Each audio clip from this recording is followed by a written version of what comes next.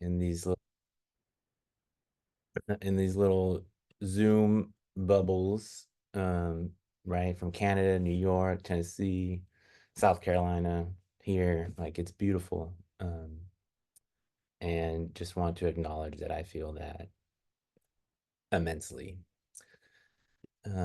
So some of you know this. I think I mentioned it maybe when I was last year when it happened that my father had passed away last year. And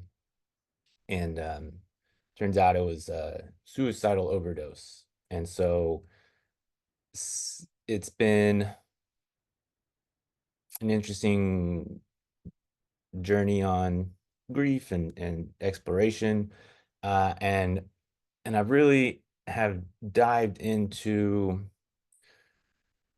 um, practice more um, in, in terms of sitting and participating in different um, long sits down here, but also really diving kind of deep into more into the Yogacara system, which has been really helping me on this journey, which I perceive being a long, long time, a lot of complications. And so I think I'm kind of going to wrap this kind of what I've been going through and talk about the Yogacara, Nagarjuna and Vasubandhu, but really not too deeply, but how it's been really cultivated in my practice and how it's been helping me see the interconnectedness of all phenomena and how we as people relate with one another and see past that separateness. Um,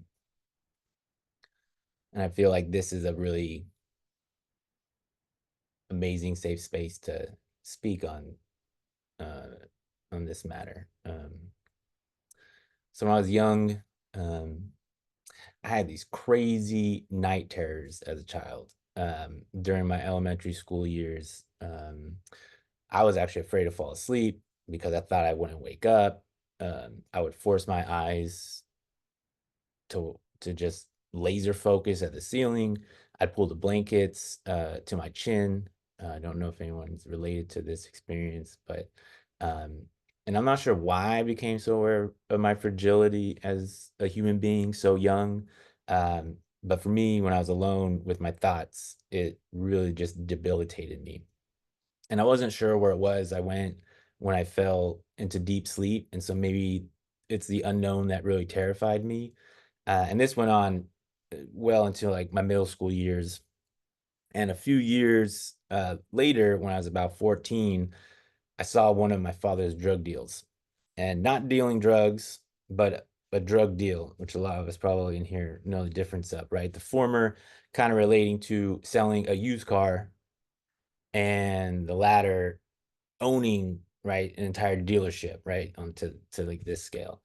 And technically wasn't my first time, but I don't have access to memories at that age, or I've compartmentalized them in a pocket somewhere in my mind that I can't access at this point. Um, so my older cousin and I were waiting in the back parking lot of a cheap rundown motel situated on the southwest corner of this mall where I actually saw my first drive-by shooting. We were leaning on the hood of a white 1997 Mitsubishi. I'll never forget it. We were smoking basic cigarettes, and we were waiting for the surprise that my cousin kept telling me about.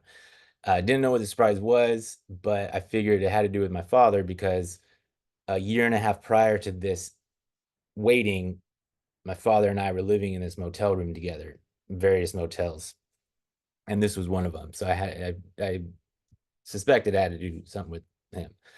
Um, so some rain. I remember rain clouds coming in above us. That's that like that weird kind of Sacramento Valley, like summertime, like warm rain had come in, and I eventually saw a man walking up the flight of stairs to the second story of this motel, and he had an Eastern European kind of face, was wearing a gold chain. I'll never forget it. And his hair was short on the top, short on the sides. And he knocked on one of the motel doors, and my father appeared halfway into the doorway. Half his body was enveloped in like the shadow. Two duffel bags were exchanged to this stranger, and then he soon exited faster than he had arrived. And then my father retreated back into the shadows, and the door just silently closed. Or this is how the images in my head I replay it, right? So my father recoiled back into this place that I'm very familiar with, not just an empty, dark hotel room, but a place of aloneness, solitude, escape, a path where I believe where some believe that the only solution is a suicidal remedy, either by one's own hands or purposely putting oneself in a dangerous situation, right? So it's a place hidden because we don't believe we are worthy to be in the light. So this is a common misconception for those of us with mental afflictions and illnesses that we suffer from, that we can't recognize our own value, and we self-talk to ourselves in such like a manner that if we were to overhear someone else speaking like that, we'd be appalled or get angry, right? We'd say something. So this is a place of shame, guilt, resentment, insecurities, right? The list goes on and on. In everyday situations, someone would respond to this like, what's wrong with this person? And that response would be, oh, they're just being self-conscious, right? This is where we completely reside in the ego, but not in that normal sense where we're inflating ourselves, but the opposite, right? The swelling of the ego is where we're so scared of how the outside world views us, we can only think of ourselves and no one else. This is the cause of suffering that the Buddha discovered 2,500 years ago. This vice grip attachment, this clinging to a self, a fixed identity, something real, independent, a falsity.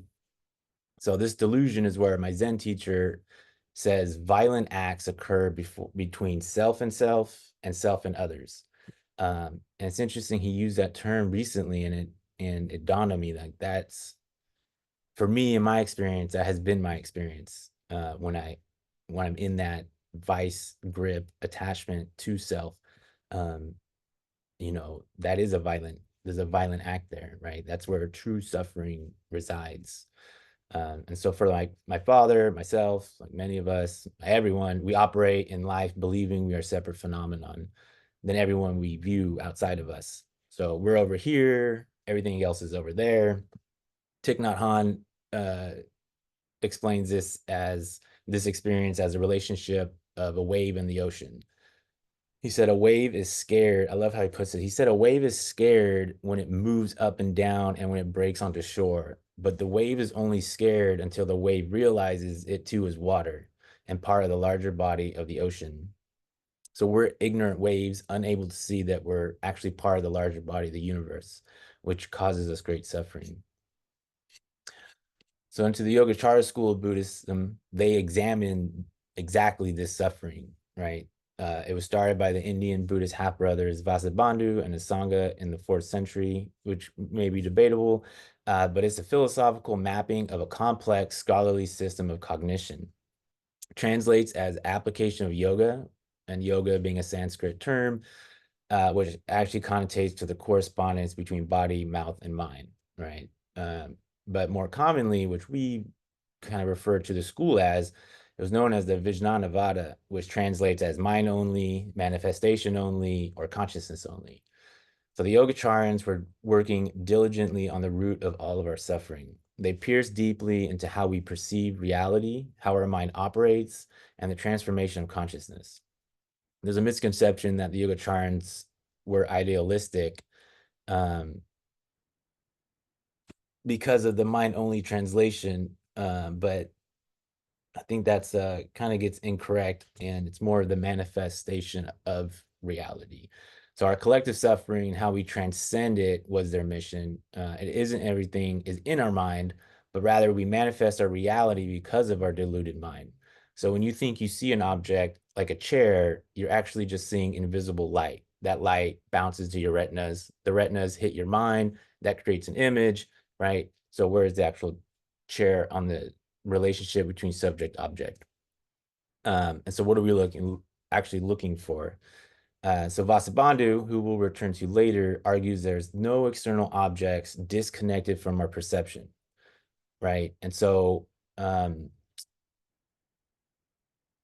this is the waves manifesting as the ocean, right? And so those early Buddhists found that we have 8 degrees of consciousness that correlate with each sense, right? All of our 5 senses and then our mind.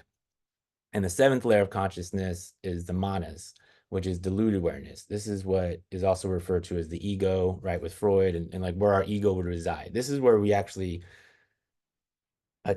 grip onto a self, like attached to a self really like concretely. This is where a lot of our delusion resides. And then the 8th layer of consciousness is the laya vijnana, which is the storehouse consciousness. And this is all of our conditioning, um, all of our emotional and mental habits, what will become our karma. Again, think of the ocean. The laya vijnana is the ocean, and the rest are the waves, the 7 waves of consciousness. They all come from this deep, deep layer. So back to the hotel parking lot where the scene of the drug deal, which I would go to frequently in my freshman school year. At the time, having an existential mess, attempting to attach kind of to any kind of identity structure that I had available to me. And then looking back, the harder I held on to whatever identity at the time, the further I actually retracted from anything that I could connect with, right? Between myself, everything around me. I didn't tell anyone I frequented the hotel. My father never knew, but I would take the bus, the light rail, I'd skateboard, I'd wait in the rain. I'd be at this parking lot quite a bit. Not really sure what I was looking for, but I felt like I was searching for something that would complete me, kind of fill in this void, this wholeness. Um, Something that was like mysteriously missing from my life that wasn't visible. So a year prior to this, though, I was arrested by a SWAT team at the Richmond Amtrak train station. I was hauled off, arrested, detained for smuggling kilos of cocaine. The only issue was I actually wasn't smuggling kilos of cocaine. Um, I was traveling to spend the summer with my aunt and cousins. My father had a schizophrenic break. This comes back to the hotels that we were living in. And I was taking the train down, and I got arrested. Um, Never really found out why. I suspect from either my father or another family member. I mean, they had my name, everything. Um, so they were looking for me specifically and not really sure why, but I've accepted that. That's fine. Um, you know, but now 20 years later or so, right, still unpacking and working out these knots, right? And I think a lot of us experience, how do you continue to exist as a teenager or a child, really, after men in uniform treat you like an adult and then threaten you with decades of incarceration, etc. Right. So back to the Alaya Vijnana and the storehouse, to help me, how I've been helping unpack these relationships and situations. So think of the storehouse like a garden full of seeds, and they're passed down from our ancestors' experience, combined with all of our experiences from the womb to childhood, our environment, everyday experiences. These seeds contain everything. They're the images in the mind that draws when we hear a word. They're the emotions that arise when we lose someone we love. Someone cuts us off on the freeway. A friend checks on us when we're triggered. This is what my teacher's teacher calls appropriate responses arise because of these seeds, and how we respond to a situation is dependent upon this garden bed. And how are we nurturing them, right? And that'll determine specifically those situations, right? And what are we watering, right? If we have generational trauma, if we have pain, suffering, experience, this all resides in this garden bed. And the opposite is true too, though, right? We can water seeds of compassion, loving kindness. How we live our lives and operate in the day-to-day affects which seeds get watered. So do we water seeds of anger, shame, so that they consume us, right? So these are koans for ourselves to always be mindful of.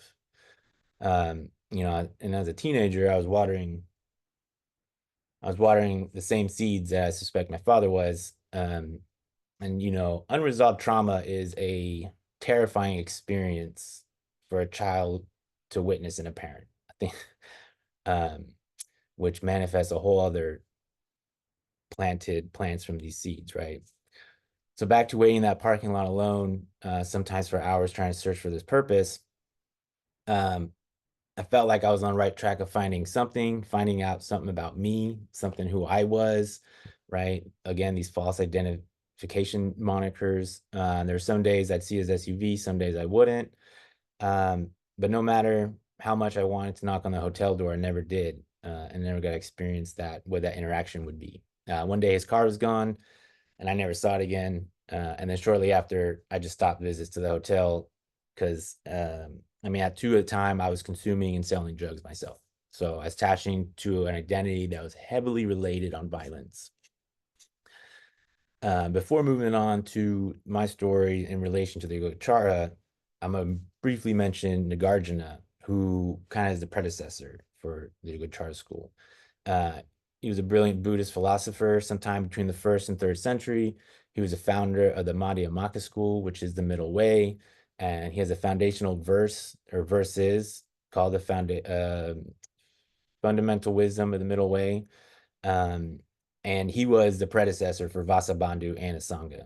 Um, During the time, there was a mainstream Buddhist schools like the Sarvastivada who taught that self doesn't exist, but dharmas exist. And so they maintain that all the dharmas actually have true existence in the past, present, and future. And to go against this stream, Nagarjuna was one of the first to systematize the teaching of emptiness and compassionately criticize this school, which is important because Vasubandhu was first studied under the Sarvastivada before questioning their views, switching over to found Yogacara with his brother Asanga. Um, because myths and legends are much more interesting. So some believe Nagarjuna lived to be 600 years old, and one of his translated names is the Serpent King, I believe, or noble servant. Um, and there's several versions of his life. One I like in particular is he was very mischievous when he was younger.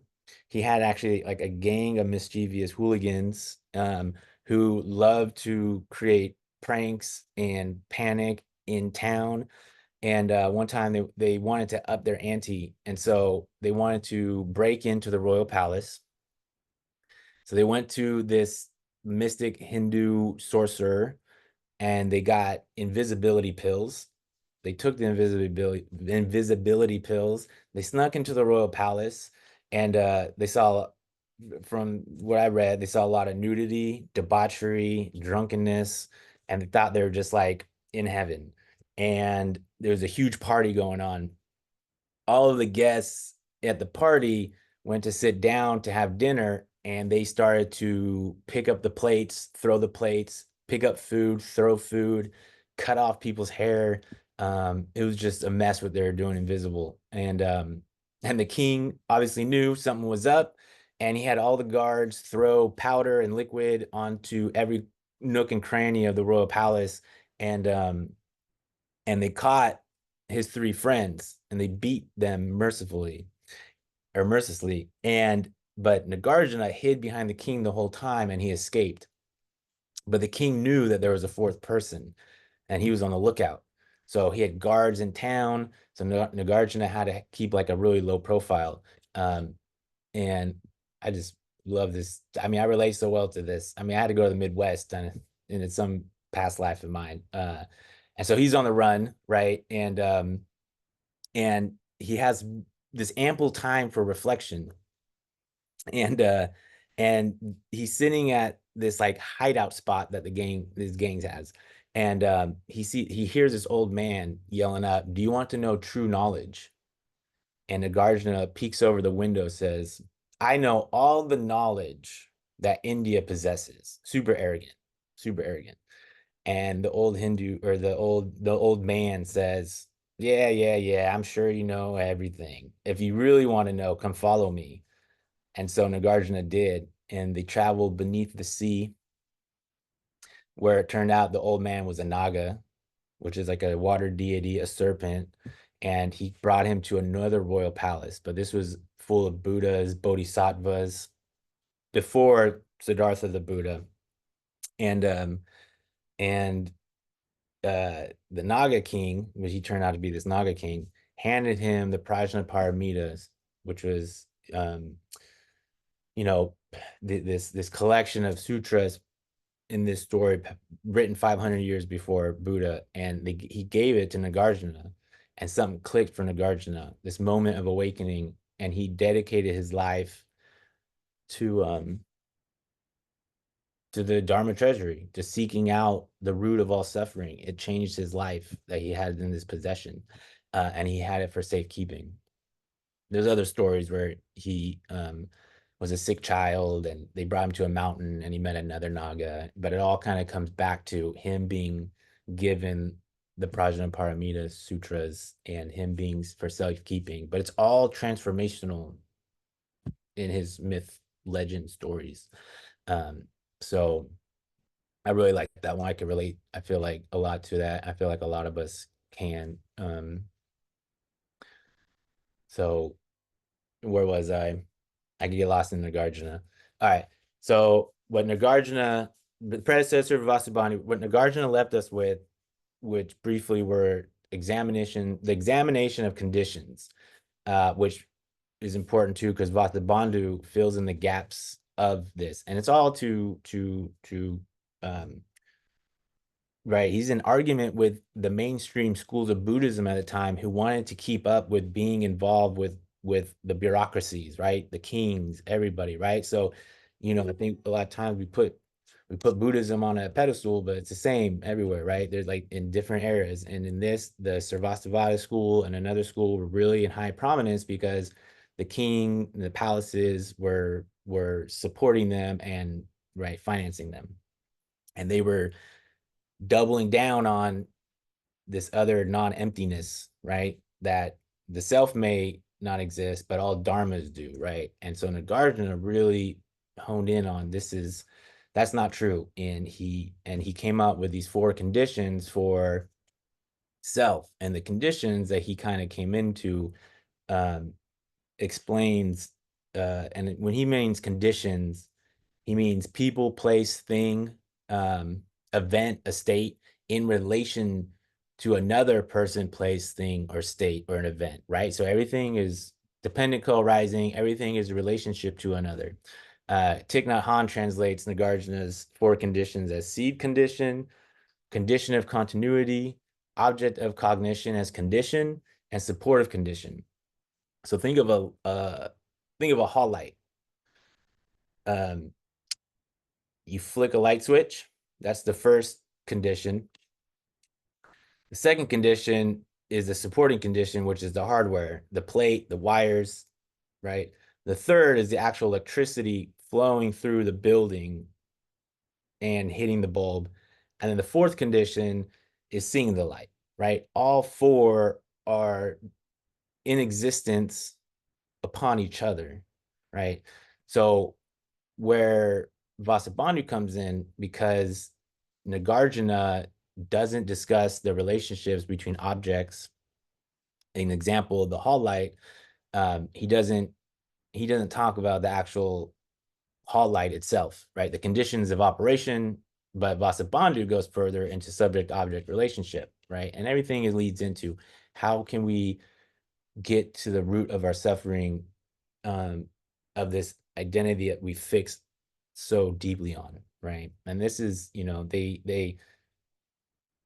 it's as much practical as they are really heady in this phenomenology, but a lot of it's rooted in base practice. You can't explore this stuff unless you actually practice meditation and sitting, right? That's where all of these seeds kind of come into their teachings. So Vasubandhu, he was 4th century during the Gupta Empire, wrote commentary on the Abhidharma. Now, I mentioned earlier he was part of the Sarvastivada school, and he wrote this amazing comments on the Abhidharma that is still used today for all sects of Buddhism. But he wrote it at the time while part of this Sarvastivada school. Well, he made a lot of enemies prior to this too, which I also like Vasubandhu for this because he was a public orator. He did a lot of debates, and he wasn't really afraid to kind of like he wasn't timid to talk about this with other folks in public spheres. And so he had this pile on the commentary of the Abhidharma, and the Sarvastivada school was loved it. And then a little while later, he got rid of it, wrote a new commentary that negated and criticized everything that they stood as for a school. And obviously they were really upset about it. And that's the commentary that we have today on the Abhidharma. And so soon after, his brother Asanga, who was starting up the Yogacara school, convinced him to join in, and then he contributed some of the most meaningful work in Buddhist thought of cognition, even into Western thought. So back to seeds, consciousness, filling in the gaps. So the greatness of Vasubandhu was he wasn't timid, again, to investigate Buddhist thought and schools and challenge the views of those who held that dharmas are anything but momentary. So Vasubandhu introduced the Yogacharans. At the time, he's the one who came up with the Alaya Vijnana, the storehouse consciousness, right? The ocean and the seven waves.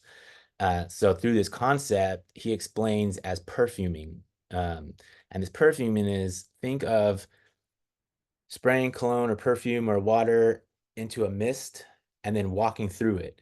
And so they explain how experiences latch onto our seeds the same way as our body absorbing something, right? So the seeds in our mind absorb every experience that we experience, right? Everything that is in the universe that we, as our senses and this consciousness, gets perfumed onto those seeds. And his last thing that he wrote, he had 30 verses, 20 verses. The last thing that he wrote, well, again, arguably, maybe, but were in relation to the Nagarjuna's conditions with this fifth condition of objects. And he said that every object, everything, every phenomenon, right, the conditions, people, place, thing, events, states, everything, things, they all have three different interlocking values. And Ben Connolly, I like his translation of them. They're really straightforward. He translates these three natures as imaginary, dependent, and complete, right? So he says the imaginary nature of things is the image, is the imagined construct of that thing. We imagine it. It's not it. It's not it, right? And so the next condition, or the next value that condition has, is dependent, right? It is manifested due to the conditions. And the third is complete, which is the truth that what appears isn't actually what is appeared. So what the Yogacaras expanded on in Nagarjuna's establishment of this concept for two truths, and what the Buddha talked about as well, right? The mundane, conventional reality, or the ultimate and empty reality, right? The two different aspects of the same emptiness, the ultimate emptiness of phenomena and their mere conventionality. Reality exists according to the doctrine on these two levels simultaneously. The conventional truth is how we understand our everyday lives, but it's not actually what's happening, and it's not completely accurate, right? So they're generally agreed upon understanding, but not what really is happening. Nagarjuna's doctrine uncovers the ultimate truth of emptiness as being empty, as conventional at the same time, and nothing more substantive, complete, or consistent of this deconstruction of inherent self, right? This is where I'm defined as a formerly incarcerated, mixed race, Japanese, American college professor, sober heroin addict, blue-eyed, blah, blah, blah, blah, blah, blah. And the list goes on and on and on and on and on, right? So, but in the sense of the ultimate reality of emptiness, which I really like, Kaz Tanahashi's new translation is boundlessness, right? It's boundless. It's, empty, and being empty to be with filled of all things. But, if we think of it as being boundlessness, right? I mean, it's in our name, Boundless Freedom Project, right? Boundlessness. I love that translation of his. And he got a lot of flack for that, but I stand by it. I really enjoy the boundlessness of that shunyata, of his translation. So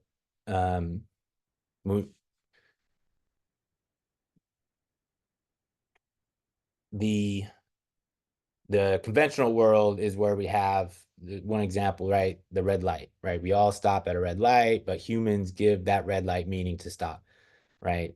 The conventional is that it's a red light, but really it's not a red light, right? Or it doesn't mean stop. We give it that meaning. It's just light, like the table. Um, all these conditions make a table, but for convenience sake, we call it a table, right? So it's just convenience sake. In the ultimate, we shed all of these identity markers of the identity that I just gave myself, etc. And so this I dissipates and transcends into something that's both singular and plural, beyond conceptions, definitions. The Vimalakirti Sutra, which is heavily Yogacara influenced, um, Gambharimati Bodhisattva says, emptiness, no conception, no desire are dualities. But emptiness means no conception, and no conception means no desire. If there is emptiness, no conception, no desire, then there is no mind, monist consciousness, or conceptual consciousness. In one door of liberation, three doors of liberation. This is the door of non-duality. Another Yogacara influenced sutra, the Lankavatara, the Buddha is explaining, he's talking to Mahamati, and he says, as our consciousness gives rise to grasping and the attachment of our eyes to forms, everything our mind perceives by means of the senses, such as the world and the body to which we cling, are erroneous discriminations and the imaginings of our own mind, right? So this notion of emptiness is similar to the Western phenomenology deconstruction, right? We can pull, if everything is a construct, we can pull everything apart, we can deconstruct it, right? So Yogacara is a self deconstruction of the identity into an alterity, right? So we could keep pulling, we construct everything, we construct this entire world, we can deconstruct it into things, right? Um, and it applies to what we do in this, right? Decolonialization, right? I mean, this is the same concept, but we're working with ourselves, right? We're liberating this, right? Which tends to liberate everything else. So as I mentioned earlier, how my father passed away last year in November, right? The seeds that he continued to water throughout his life were suffering, confusion, and he only knew of the self-destruction, not deconstruction. At the time, we were on speaking terms, and actually really spoken to him in quite some time, unfortunately. But that's how our relationship was ever since I was waiting at that hotel parking lot, and we never had that conversation that we should have had. Eventually, though, he popped up into my life, and he tried to escape California to Oklahoma, and right, he tried to think you, as we all do, as I did the same thing. He thought that he could outrun himself. Changing geographies wasn't the same as changing the watersheds of his mind, which is right, the what is meant by manifestation only. We manifest our reality, unable to escape the delusion because we don't dig deep into this garden and nurture these seeds.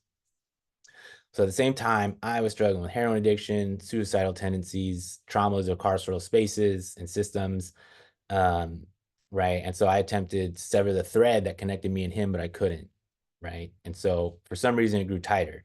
It's scary how parallel his and mine lives were. And so I couldn't escape it. My first of three suicide attempts was as a teenager, and I had lost that struggle. But today, those failures helped me understand my father more in that relationship, which is a relationship between anybody, right? Father is stand-in for anything. So being human really is hard when you have no tools to mend those holes in your brain. Um, what I found while I was incarcerated was meditation, and then I became sober, released. I no longer saw my father as anything else but a suffering human being. His role had dissipated. I couldn't blame him no more for his parenting or lack thereof, his choices, struggling with his struggles, because I was struggling with the same issues.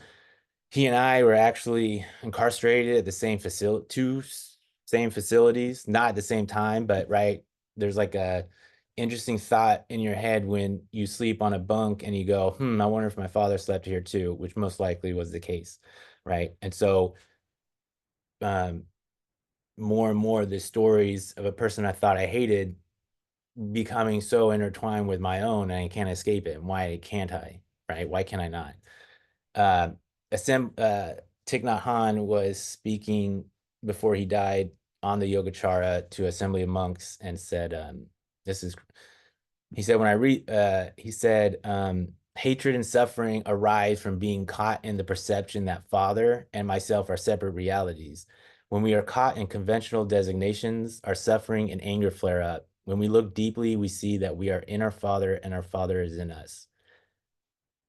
Damn. When I read that, I was like, wow, straight to the heart. It was crazy that he, right? And again, these are just stand-ins. This is my personal relationship with my father, but these are stand-ins for self other identities, right? And that's which has been helping me. So that reading that, right, was so profound. 10 years ago, I hitchhiked from the transitional house I was living to Oklahoma to like rid the resentment and this relationship, etc. In an early sobriety, we call this a pink cloud. We think it's real. It's not. Tends, from my experience, ended up being another, like an empty world, right? This empty world that I was trying to live in and forget all this stuff. And turns out that that pink cloud doesn't last forever, can't operate in just the empty world as, right? And so as the Yogacharans remind us that you live in the mundane with knowledge of, with the knowledge of the emptiness, right? And this is where we are able to have true seed nurturing for compassion and loving kindness, um, to grow lucidity and awakening, right? To operate in this conventional world with knowledge of the empty, uh, so that we're able to not latch onto a false sense of self. Um, I'm gonna leave it at that and open, um, for a conversation, because it's kind of feel like sometimes when talking about the Yogacara, I can get like real in my head about this stuff, and I just like am like fascinated by the phenomenology of it, right? But also to remind myself, this is just reminding me, it's all rooted in having a practice, no matter what it is. For me, like these like real heady kind of conversations with consciousness, etc., all is towards easing our suffering for self and other, finding liberation, and that's cultivated and discovered while on the cushion practicing or with that practice.